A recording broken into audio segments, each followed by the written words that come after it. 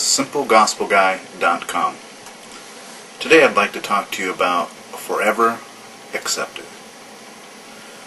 That's an interesting term, and it's something we all look for. But it's how we look for and what we look for that really gets us what we want or fails. And oftentimes we look at our acceptance when we're talking about relationship with God based on what it is we're doing or not doing. And with that kind of mentality or those forms of beliefs, what happens is that relationship turns into a demand, a requirement. It's not a relationship at all. It's based out of performance modification and an anxiety of living up to a set of standards that really squelches the love that's in our heart. God being love, and we're created in that image, it is a natural process for us to desire and want and able to love. Whether it's to love God, or love ourselves, or love others. When we begin to look at what we're doing right or what we're doing wrong to determine our acceptance before God, it becomes limited, and then it becomes a struggle on a daily basis to maintain that type of relationship. And the whole while that we're doing that, we're missing what's really going on around us. Life. The life that He died, Jesus died to give us. Living and experiencing, breathing in the very moment that we're in. Secure that we're accepted. Not only in this moment, but forever. Moment upon moment upon moment. I want to read for you from the Message version of the Bible in Ephesians chapter 1, starting in verse 3. We'll be going to verse 10. It says, "How blessed is God, and what a blessing He is. He's the Father of our Master, Jesus Christ, and takes us to the high places of blessings in Him." Now just that simple verse goes on to show that God's glorious goodness and desire for us to know His blessings and to live in the fullness of them. Yet we look at that and we'll automatically interpret that to say, if we do the right thing, if we're measuring up, if we're making wise decisions. And it doesn't say anything of the kind. It goes on to say, long before He laid down earth's foundations, He had us in mind. He had settled on us as the focus of His love, to be made whole and holy by His love. So how are we made whole and holy? By His love. It's not about me plus Jesus or me plus God. It's God. It's Jesus. It's Him alone. He does the work. He does the maintaining. He brings about the action. We get the benefit. Long, long ago, He decided to adopt us into His family through Jesus Christ. What a pleasure He took in planning this. He wanted us to enter into the celebration of His lavish gift-giving by the hand of His beloved Son. It's what God desired. It's what He wanted. And He wanted it to come about through Jesus in order to tackle that which we inherited in the Garden of Eden, which was the knowledge of good and evil. So that we no longer related to God based on our self-righteousness or our abilities, but related on who He was and what He was about. Taking His mind and His opinion on our situation, on our person, and allowing that to speak instead of all these other voices.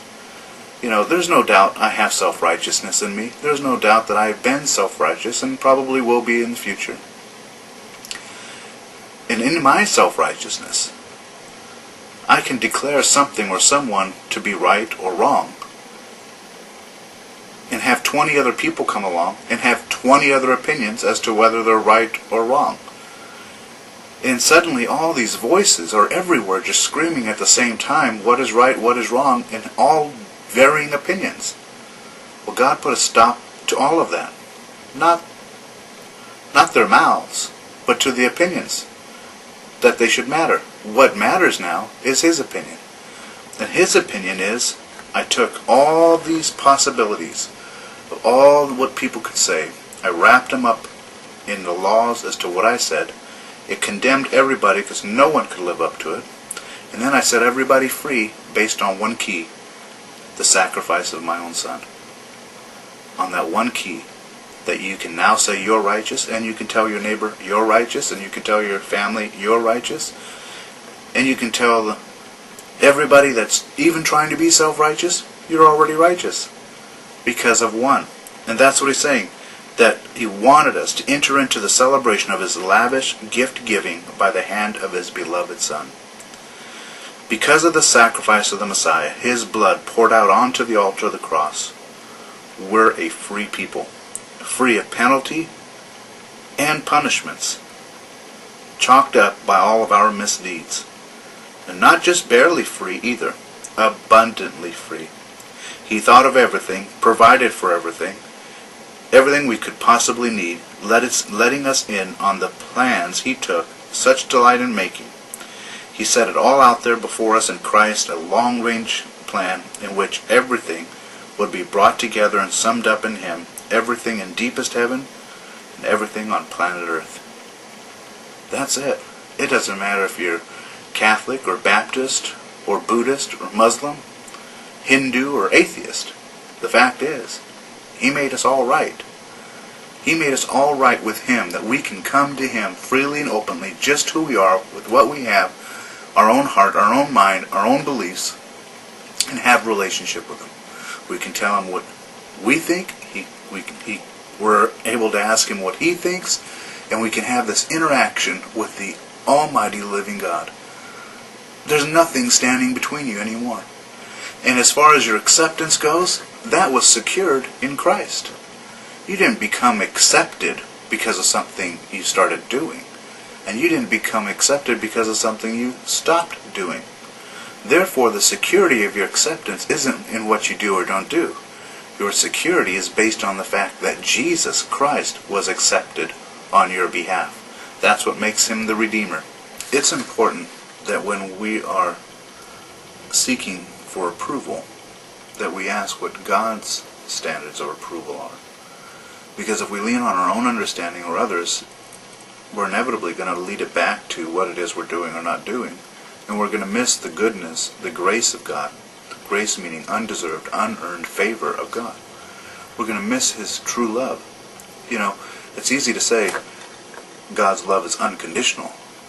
But question that for a minute. How many conditions are in unconditional? None. God's love is unconditional. That means there are no conditions in his love. And someone wants to throw in a but. But you have to do this. But you have to do that. And apart from Christ, without Jesus having done what he did, they'd be right. But Jesus paid it all. Let me read for you in Revelations chapter 12, starting in verse 7. War broke out in heaven. Michael and his angels fought the dragon. The dragon and his angels fought back, but were no match for Michael. They were cleared out of heaven, not a sign of them left. The great dragon, ancient serpent, the one called Devil and Satan, the one who led the whole earth astray, thrown out, and all his angels thrown out with him, thrown down to earth. Then I heard a strong voice out of heaven saying, Salvation and power are established. Kingdom of our God, authority of his Messiah.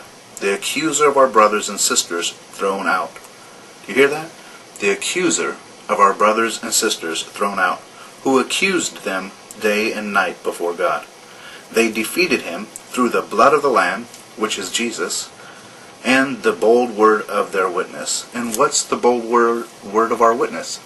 We simply acknowledge Jesus did it. That's what a witness is. When a witness is put on a witness stand, they're giving testimony, or they're testifying as to what they heard or saw, or what they know. And in this case, we're saying we know Jesus paid it all.